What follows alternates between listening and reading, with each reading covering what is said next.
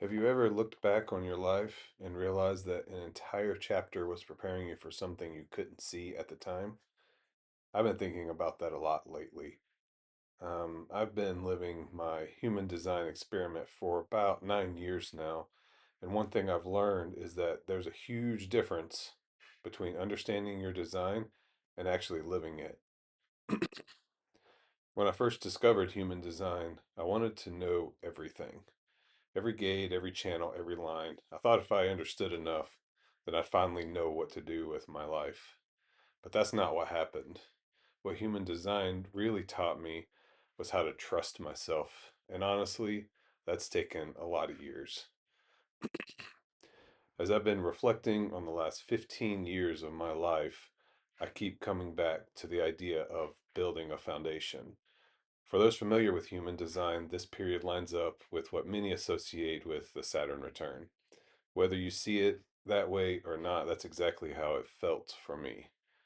A season of pressure, pressure to stand on my own, pressure to become independent, pressure to figure out what work is actually mine. At the time, it felt like life was asking too much of me.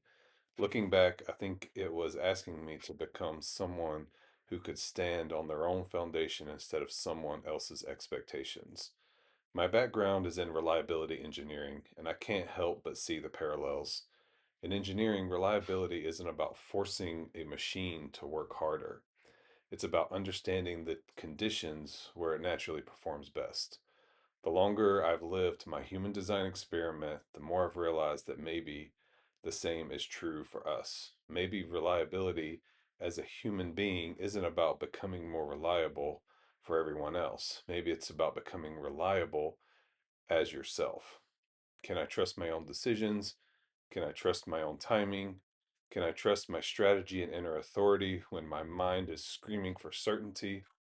Those have become much more interesting questions than trying to predict the future. Which brings me to today.